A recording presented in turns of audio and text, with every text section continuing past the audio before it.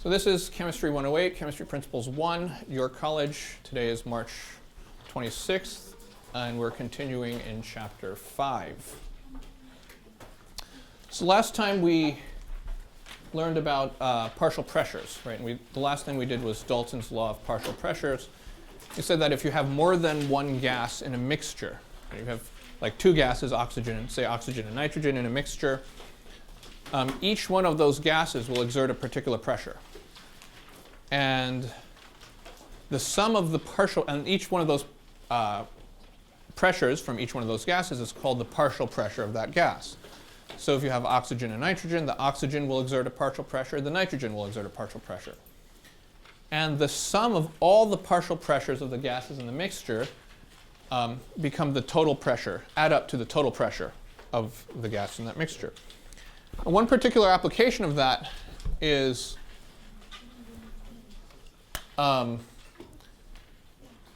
collecting a gas over water.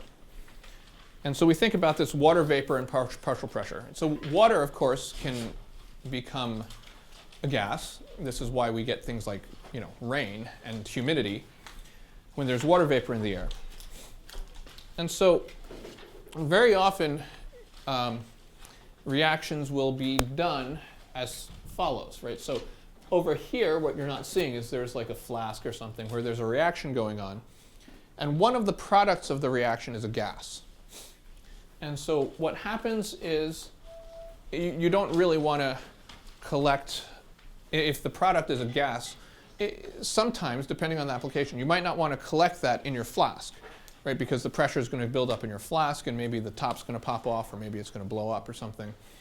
So what you want to do in a situation like that, sometimes, or if you want to find out what the volume is you have a little tube running out of your flask into a setup like this, where there's water, a pool of water, and an inverted beaker, an inverted cylinder, where the gas goes up. And so the gas collects up here, right, because the gas rises, and the water just gets pushed out. Now, here's the thing, right? The thing is, in here, what do you have up top? You have the gas that you just made, right, the product of your reaction. But you also have water vapor from the water that's in the tube or in the beaker. And whenever you have a pool of water that's open, you're going to get water vapor. And so there's water vapor up there. So part of the gas up here is going to be the gas that you're interested in, the gas that you made, right, the one that you want to collect. And part of it's going to be your water vapor. And so let's think about it this way. Let's say you do a reaction, you evolve some nitrogen, you make some nitrogen. It doesn't have to be nitrogen, could be anything else. But let's say it's nitrogen collected over water. Then the total pressure in this space up here is going to be the pressure of the nitrogen that you just made plus the pressure of the water vapor. The pressure of the water vapor, the partial pressure of the water vapor, is called the vapor pressure of the water. Vapor pressure depends just on temperature, right? So the water vapor, the vapor pressure increases as temperature increases. And it increases as temperature increases because the evaporation, when on a hot day, right, water evaporates much faster than on a cold day. The water molecules have more energy and it's easier for them to become gas. In your book, there's a table, right, that tells you at certain temperatures what's the vapor pressure of the water. You don't have to memorize that, but if you look at it, you will see that as the temperature goes up, the vapor pressure goes up. When water boils, right, water boils at 100 degrees Celsius or 212 Fahrenheit. When water boils, the vapor pressure of water equals the vapor pressure of the air, right? So at the boiling point of water, at normal conditions at sea level, the vapor pressure is the same as the atmospheric pressure. The atmospheric pressure is 1 atmosphere or 760 torr, right? And so the vapor pressure will be at that point 760 torr. So let's do an example here, right? If I collect nitrogen gas over water, the total pressure in the vessel is 780 torr, and the vapor pressure at 25 degrees Celsius, it's 25 degrees Celsius, that's room temperature, right, is, I look it up on my table, 23.76 torr, then what's the pressure of the nitrogen gas? So, how do I do this? Well, the total pressure is equal to the pressure of the gas you're interested in plus the vapor pressure. I know the total pressure is 780. I know the vapor pressure, 23.76. How do I find the pressure of the nitrogen? I subtract, right. So I get 780, which is the total, minus 23.76, which is the vapor pressure, and I get 756.24 for the nitrogen gas. So the calculation here is quite simple, right? It's one thing plus the other thing equals a third thing. What's not quite so simple is the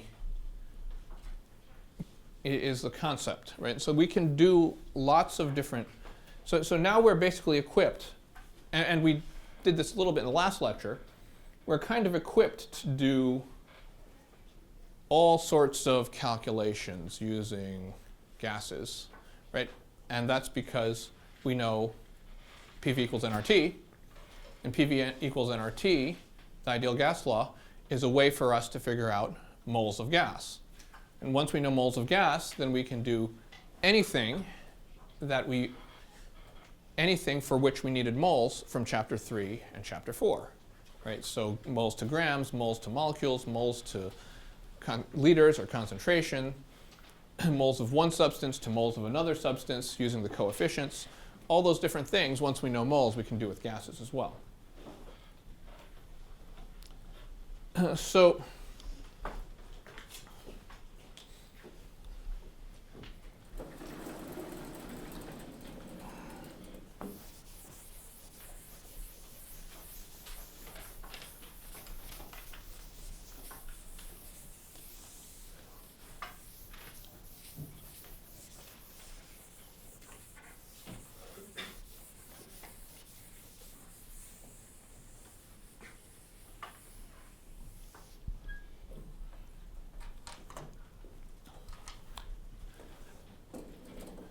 So let's do this. Let's do this. Say we have this equation here. We have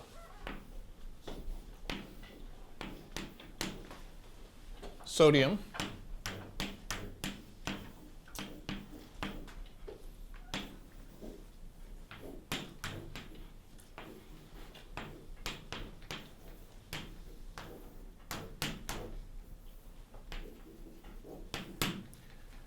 and let's try to balance this, right? So the sodiums are balanced. We're going to have to balance this, this, and this. I think that's balanced. Is that correct? 2 sodiums, 4 hydrogens, 1, 2, 3, 4, and 2 oxygens, 1, 2. We're balanced here, right? And so let's say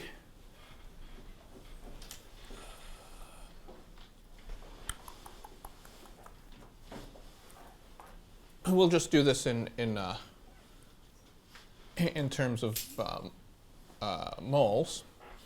Let's say 0.50 moles of Na is placed in water,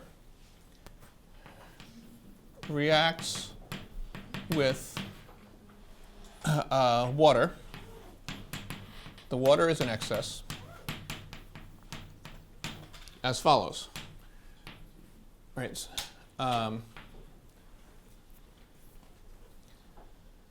The resulting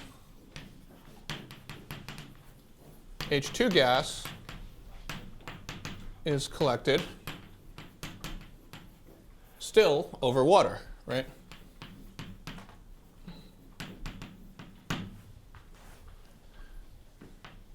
At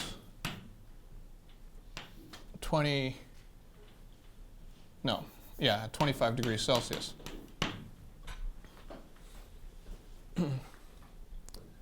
Okay, so collect over water.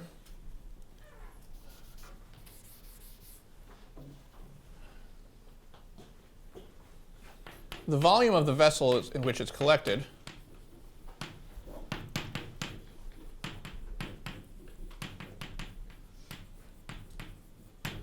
is 2.0 liters. Find the total pressure in the vessel. So we're going to have to put together a few concepts here. We're going to have to find out first, the only thing that we know about in terms of quantities of any of these is the sodium, right? But I really want to find out something about the hydrogen. Any ideas? Yep. Finding the mass of the hydrogen with the moles of the sodium. Before you find mass of hydrogen, what do you have to do? Find limiting reactant. Well, I'm telling you the sodium is the limiting reactant, right? But you have moles of sodium. Before you find mass of hydrogen, there's something important you need to do. You have to find moles of hydrogen, right? And actually, we don't, as we'll see, we won't need the mass. Oh. So how are we going to find the moles of hydrogen? Coefficients. So we start with 0.50 moles of sodium.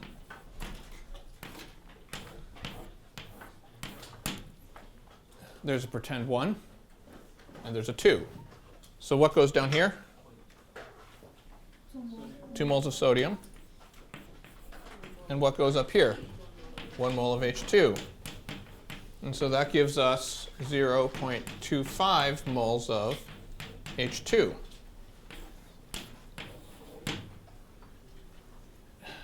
Now, I don't need to find mass, right? What do I need to use now?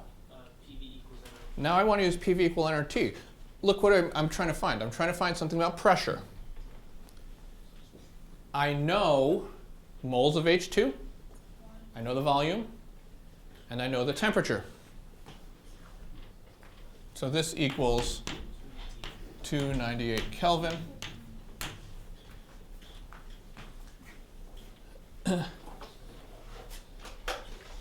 And so I'm going to say, so the next thing I'm going to do is I'm going to use PV equals nRT. I know V, I know N, and I know T. So I'm going to solve for P, right? So P equals nRT over V. And so P then equals, what's N? N is 0.25 moles. R, we're going to use the R that's 8.31, right? Because it's in torr. Sorry? Yeah, okay. 8.31. And so this is N, this is R, and T is 298. And this is all going to be over 2.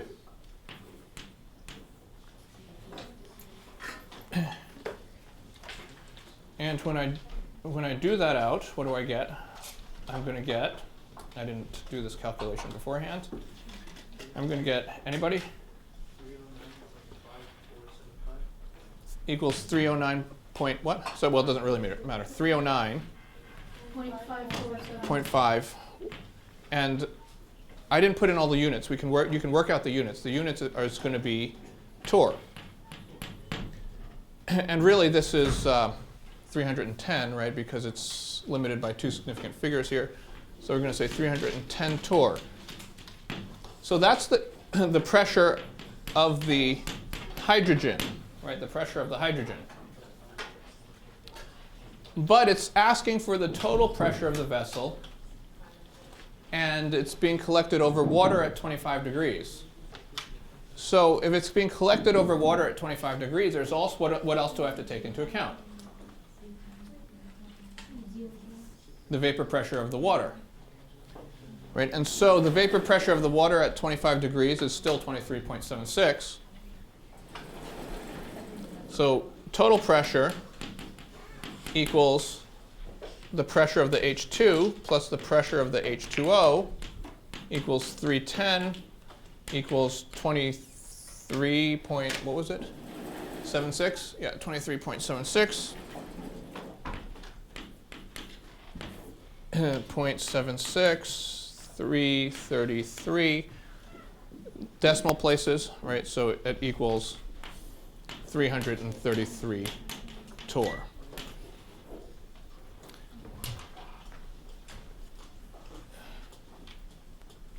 So this is where one of the directions where chemistry is going, right? So this is, we're going to apply some of the old things we did and integrate them into the new things that we did. Yeah? Why is it 334? It's supposed to be Oh, 334, you're right. Because 0.76 is bigger than 1, than 0.5, 334 torr. You're correct.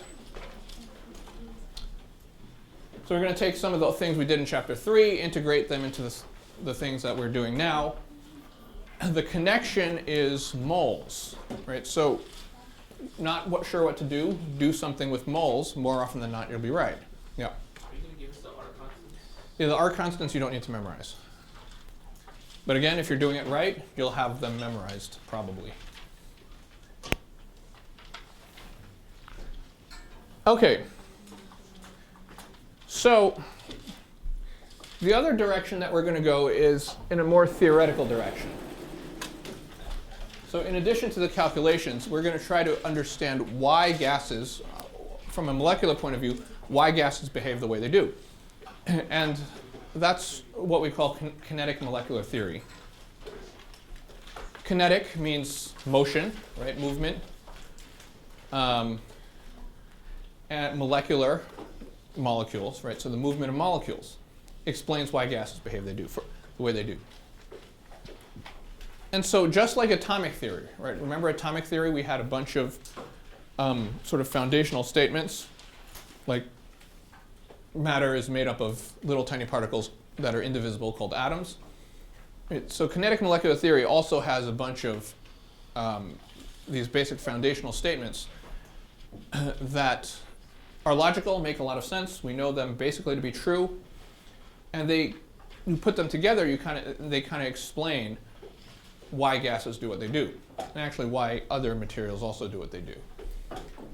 So gases are made up of particles, such as molecules or atoms. For convenience sake, we'll call them molecules. Gases are made up of particles that are always moving around randomly, kind of like my little kids. So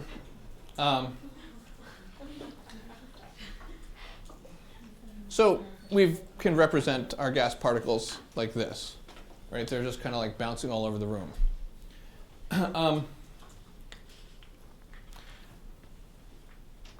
We can think about how fast these gas particles are moving.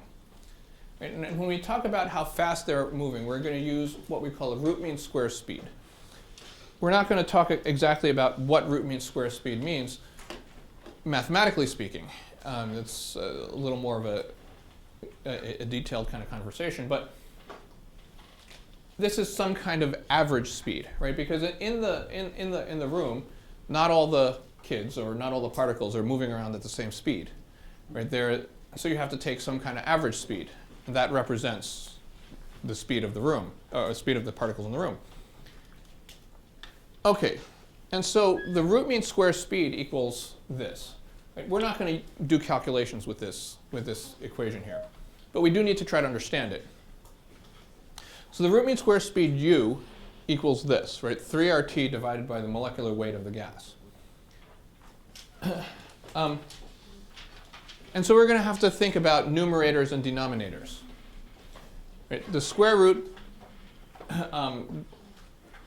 kind of changes the kind of scale and scope of things, but really what we want to think about is the numerator and the denominator. So the way it's set up, oh well, I think I need to do this first. So U is the RMS speed. That's the square root sign, of course. Molecular weight. Whoa, whoa, whoa, whoa, whoa. Hey, what happened to the rest of my things? Okay. Okay, so I guess we can leave it here. R is the gas constant, right? And T is the temperature. So without doing math, can you tell me what's going to happen to the average speed of the gas molecules when temperature increases? It's going to increase, right? And you can figure that out kind of by thinking and just kind of logic, right? If you heat something up, it's probably going to move faster. Or you can figure it out because it's in the numerator of this fraction, right? And so if this gets bigger, this gets bigger. Now, if I'm comparing different gases, gases that have small molecular weights versus gases that have large molecular weights, which ones are going to be faster if they're the same temperature? The smaller ones are going to be faster, right? Because it's in the denominator, right? So what happens to a fraction as the denominator gets bigger? Right? 1/2, 1/3, 1/4, 1/5, 1/6, 1/7. As the denominator gets bigger, the value of the fraction gets smaller. So as the molecular weight gets bigger, the speed gets smaller. And so the small children move very fast, right? And their fat dad moves quite a bit slower. And this is true both in the real world and in the non-chemical world and in the molecular world. So this is what we just said. The root mean square speed varies inversely with the molecular weight. Actually, the square root of the molecular weight, right? So as the molecular weight gets bigger, the gases move slower. Or in other words, the lighter gas, the faster the particles. So if we're thinking about these different gases, right?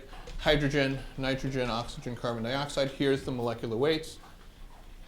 As the weights get bigger, the speed gets smaller. Questions so far?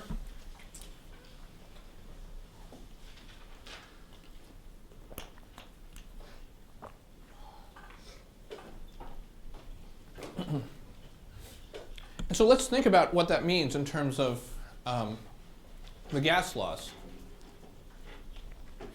What's the relationship between temperature and pressure if volume and the number of moles are the same? So the relationship between temperature and pressure. As temperature increases, what happens to the pressure? It increases. Can someone say in English how this equation here relates to that phenomenon?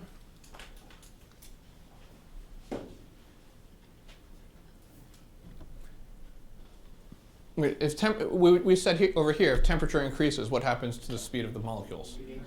Increases. So if the speed of the molecule increases, how does that affect how hard they hit the walls of your container? They'll hit them harder, right? So if they hit the walls harder, there'll be a greater pressure. So as temperature increases, the pressure increases, right? You can figure that out from logic, or you can figure that out from memorizing the equations, or you can kind of reason your way through kinetic molecular theory. Same thing, if pressure is constant, right, as you increase the temperature, if pressure is constant, what happens to the volume? The volume would increase, right? So the same thing, as the particles move faster, if the pressure is constant, then the volume will increase because the molecules are now hitting the wall harder, and the wall can move now, right? And so the wall is going to move outward. The volume is going to go up.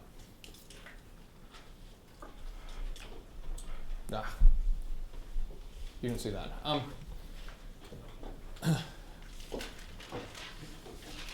So the first thing is, okay, so this is actually be 2 and 3. PowerPoint did something strange there. So the first thing was, and let's change that. So let's change that here. Let's not change that here. Okay.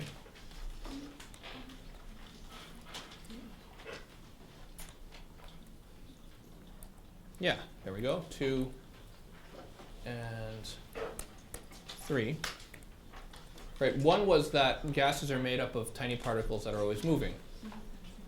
Right? 2 says the volume of those particles, the particles themselves, is so tiny that they don't count in the overall volume of the gas.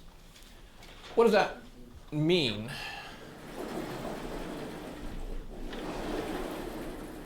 That means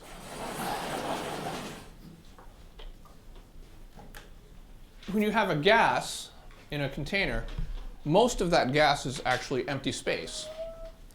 Right? And so if here's your container, your gas molecule, sometimes we draw them big so you can see them, but your gas molecules are really going to be like this. The volume, actual volume of those chalk dots, basically very, very small. And so if you have 2 liters of gas, you have essentially 2 liters of empty space and a little tiny bit of those gas molecules. So the volume of the particles is so tiny that they don't count when we're thinking about the overall volume of the gas. And the gas particles don't significantly interact with each other. They're kind of far away. That means when we talk about interact, that means they don't attract each other. They don't repel each other. They kind of just move independently of one another. And that's kind of important because if you think about how the volume, for example, changes with temperature, what we're really thinking about is kind of the overall space.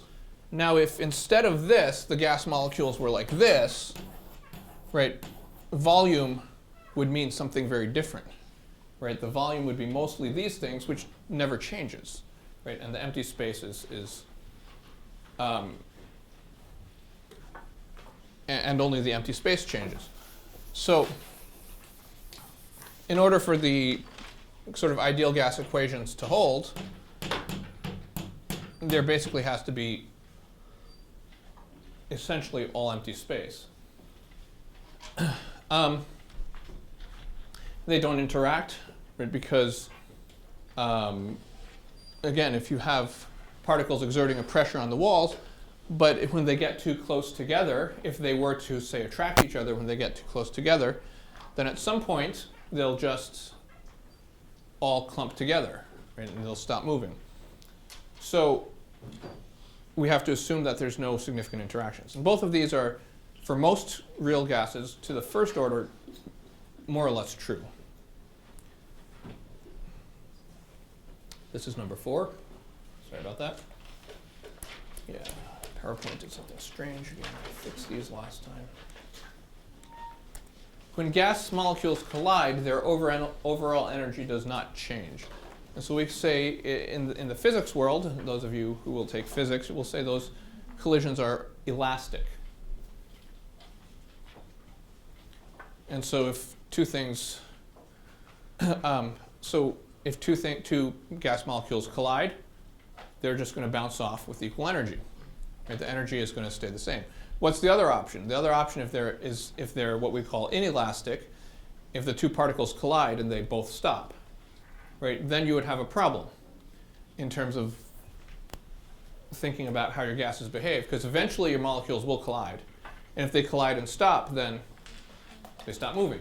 You lost the pressure, right? You lost, and eventually they're all going to collide with each other, and if the collisions are inelastic, then eventually your gas is going to stop. Gas molecules are all going to stop moving. And here's number 5. The average kinetic energy, that's the average energy of the motion of these molecules, depends only on the temperature. So the higher the temperature, the higher the average kinetic energy. That means they're directly proportional in the language that we used last time. And again, this also kind of makes some sense, right? As you increase the temperature, molecules receive more energy, right? You add heat. Heat is a kind of energy. That energy goes into the molecules of the gas.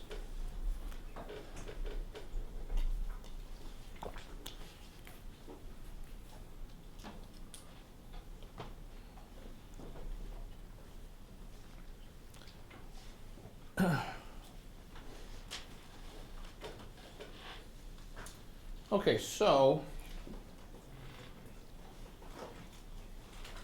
this is the equation, and this is an equation that if you've taken physics either on the high school level or in college, it probably looks kind of familiar, right? The kinetic energy of any moving object, and so in physics 1 class you'll talk about like a baseball and a basketball and things that get thrown, and the kinetic energy is the mass times the speed or the velocity. In this case we're using the root mean square speed, which is u, squared over 2. So let's ask a question now. Right, so if H2, N2, and CO2 gas are all at 300 Kelvin, which gas contains molecules with the highest average kinetic energy? This is an actual question. So what do you think? Why do you think hydrogen? Because it has a smaller mass. So it has a smaller mass, so the average kinetic energy would be higher.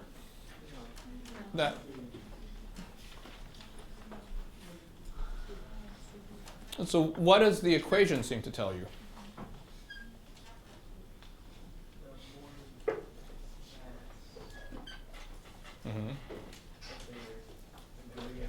That's what it seems to tell you, right? The greater the mass, the higher the kinetic energy. And so if that were the case, then the CO2 would have the greatest kinetic energy. But they're all the same. Why are they all the same? I told you in the last slide, because the average kinetic energy depends only on the temperature. Very good. And so that's exactly right. Because there's a relationship between also mass, m, and speed, u. Right? So it turns out that you'll notice there's no temperature in here, right? The temperature is kind of subsumed there. Again, we're not going to do the math here, but if you do go back and you do a few simple calculations with 3RT equation, square root of 3RT over molecular weight, you can get this. So essentially what happens? The higher the mass, what happens to the speed? Slower. Right. So the higher the speed, the mass, the lower the speed. So H2, N2, and O2, all at 300 K, the same temperature, it turns out that the increase in speed as you decrease the mass, they just exactly cancel each other out, so that all of these three are going to have the same kinetic energy at the same temperature. Right, so mass goes up, speed goes down, Ke stays the same. Mass goes down, speed goes up, Ke stays the same.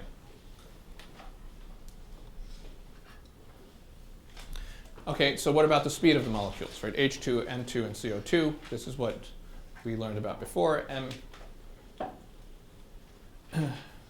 Right, so this is what we said. As mass increases, speed decreases. Right, so that means at the same temperature, the gas with the lowest molecular weight will have the particles that move the fastest. There you go.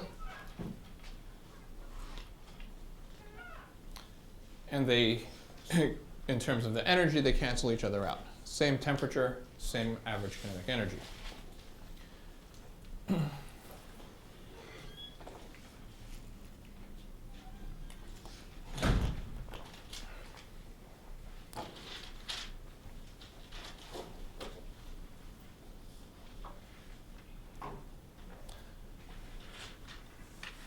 What is, not this slide, but the previous slide, the same energy, molecules having the same energy at the same temperature, that means that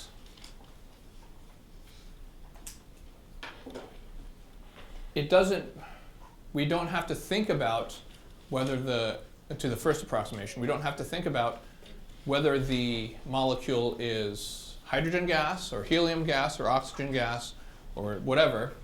when we try to apply the ideal gas law. And because the kinetic energy is going to determine things like the pressure. Right? And the kinetic energy, and as we saw, pressure is related to temperature. Right? So the higher the temperature, the higher the pressure, regardless of, and the same pressure, regardless of whether it's nitrogen, hydrogen, or whatever the molecular weight is, because the speed and the mass cancel each other out. Okay, so speed. So that's energy, right? Energy depends only on temperature, but speed depends on molecular weight. So if I release two gases at the same time, the rate at which they spread depends on their molecular weight, right? The lighter gas, because the molecules move faster, they spread faster, and the heavier gas, because the molecules move slower, they'll spread slower, right? And so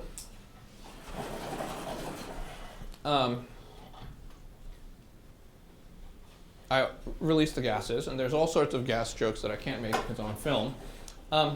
The lighter ones will spread faster. The slower ones will spread slower, right? So spreading of a gas through an open space is called diffusion.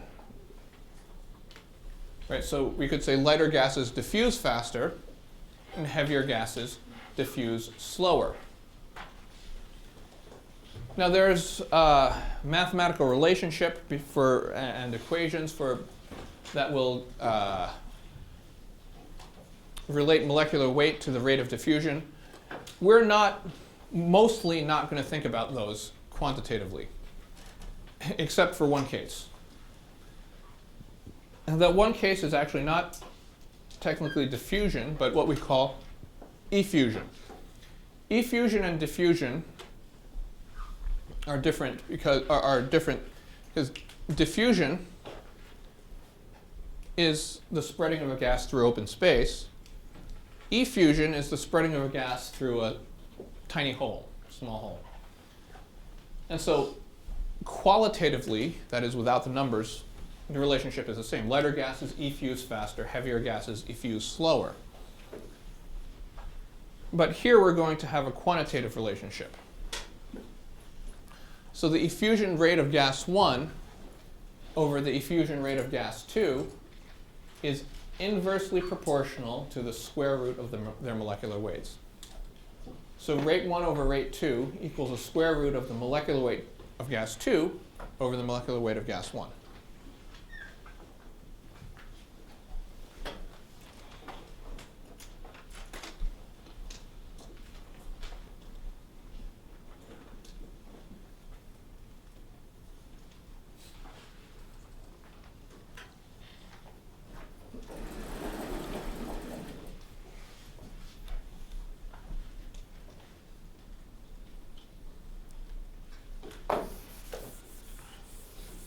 There's different ways of reporting the effusion rate.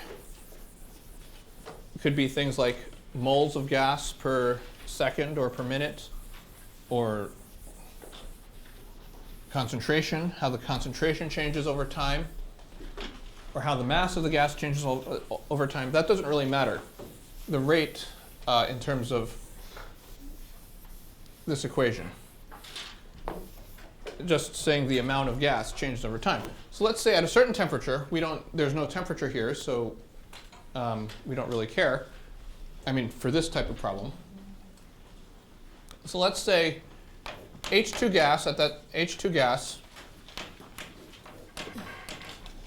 diffuses at a rate of 320 liters per minute. At the same temperature, what is the effusion rate of O2 gas? So let's set this up, okay? So the effusion, let's call hydrogen.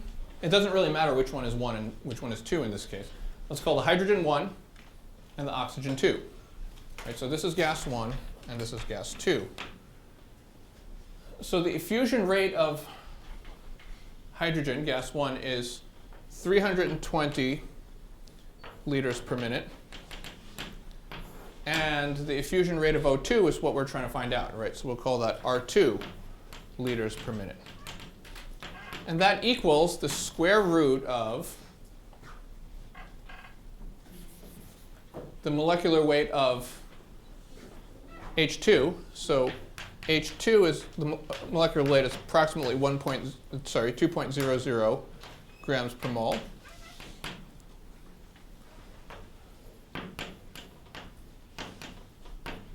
And the molecular weight of O2 is approximately equal to 32.00 grams per mole.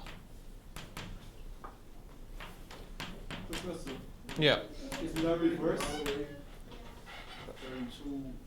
Right. So that yeah. So yeah, the R2, the molecular weight 1 goes on the bottom. The molecular weight 2 goes on the top. See, it's there. Let's see, 32.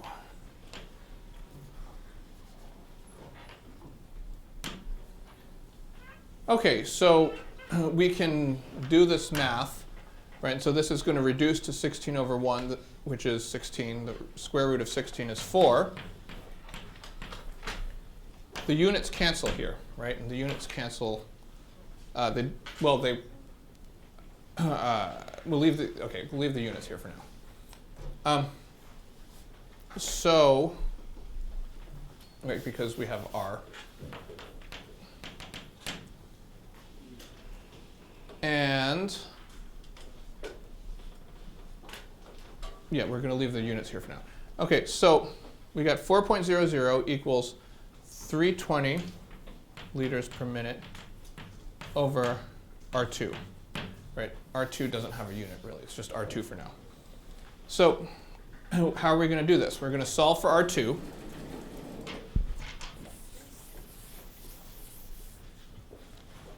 So R2 is on the bottom now. So we're going to multiply both sides by R2, not R squared, R2, R2. And we're going to divide both sides by 4.00.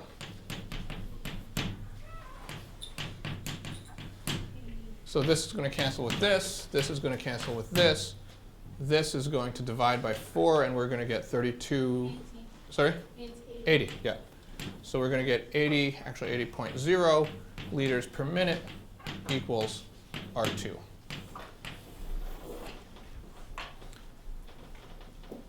So we can kind of think about it if this makes some sense, right? Not in terms of the number, but in terms of the kind of the magnitude. Which one should effuse faster, H2 or O2? H2. Why is that? It's lighter. And so the H2 effuses at 320 liters per minute. The O2 effuses at 80 liters per minute. That is in fact the case. Right? The H2 effuses faster.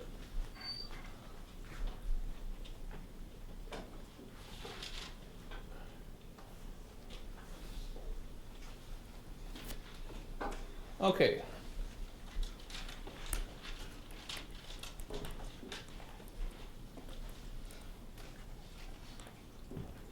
Okay, so the last thing here is this, right? So this is where we're going to deviate just a little bit from ideal gases. Remember back, not even that long ago, on Tuesday, was it Tuesday? Yeah, it was Tuesday, we talked about ideal gases, and we said that ideal gases are kind of an approximation, they're a model, they don't really exist. In this class, unless we say otherwise, we're going to assume that the gases behave as ideal gases. But we're going to give you a little inkling into the world of real gases that are not quite ideal. Right? And so remember principles 2 and 3. Right? Principles 2 and 3 say that the volume of the particles, gas molecules, are so tiny that they don't count. Right? That's not really true. Right? Gas particles really do have a volume. They might be really, really small, but they do have a volume. Those gas particles don't significantly interact with each other. And again, that's approximately true, but when you learn, or when you take Chem 2, you'll learn about intermolecular interactions. You'll find out that all of the molecules are going to have some small interaction or some small attraction between each other. So these are useful for the ideal gas approximation, which we're going to use like 95% of the time, but they're not entirely true. Whoa, happy St. Patrick's Day. So PV equals nRT is the ideal gas law, right? And this is one way we can rewrite it. So we're going to build what's called the van der Waals equation, which is a version of this that applies for real gases. And like the other equations that we looked at the end of this chapter, at the end of the second half of this, once we started talking about kinetic molecular theory, we're going to try to understand it, but we're not going to do calculations with it. So the van der Waals equation has a correction V minus NB, right? nRT over V, but the V gets corrected for minus NB. N is moles still, and B is a constant that's specific to each gas. Each gas has its own value of B. What does this do? This corrects for the fact that molecules actually do have some volume, right? If you have a space of gas like this, the assumption is that the actual gas molecules don't count. This is saying, okay, they count. They count a little, but they still count. And so that has to do with the volume of the gas molecules. And this, N is still moles, V is still volume, and A is another constant that's specific to particular gases. This corrects for the intermolecular interactions, right? So if you're all little kids bouncing off the walls, and then two of you decide to hold hands, right? That's an attraction. Then what's going to happen to the bouncing off the walls? It's going to go down, right? Because you're going to be stuck to each other. And so, and as a result, the pressure is going to decrease, right? So this corrects for the interaction, or accounts for the interactions between molecules. So A and B are called van der Waals constants. We're not going to do calculations, like I said, but we need to understand why this equation exists. Here's some van der Waals constants. And I think the easiest ones to think about, well, no, that's okay. Okay, so,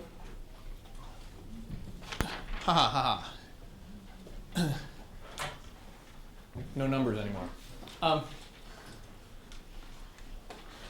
This is the take-home message of the ideal of the van der Waals constants and the van der Waals equation. When do you behave most like an ideal gas, or when does a real gas behave most like an ideal gas?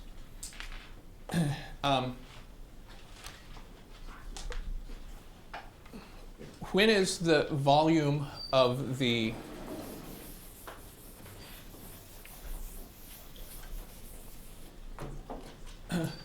right, one of the corrections has to do with the actual volume of the gas particles, right? So if I have this versus this, and I have the same moles of gas, the same amount of gas, right? Now I'm going to draw my gas particles like this.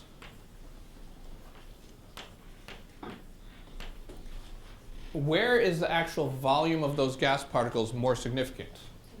Here in the smaller one, right? So here there'll be a greater deviation from ideal. Here there'll be a smaller deviation from ideal. So this is more ideal, more like the ideal gas. How can you get a situation like this? Well, either low pressure or high temperature, right? And those two are, of course, they're not in this sense related, but they're related in that both of them will give you greater volumes, right? And greater volumes will lead to a relatively smaller contribution of volume from the actual particles. And the particles will actually be further apart. So there will be less opportunity for them to interact. So particles will behave most like an ideal gas at low pressure and high temperature. They'll behave least like an ideal gas at high pressure and low temperature. And to this, you might add low pressure, high temperature, high volume, right? And here, high pressure, low temperature, low volume.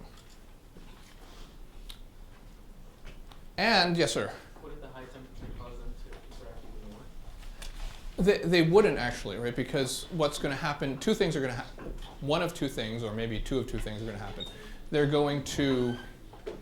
volume's going to get further apart. So these interactions are going to depend on how close they are, right? And particles are going to move faster, right? And so if you're moving faster, there's going to be less interaction, basically less opportunity for them to pull on each other.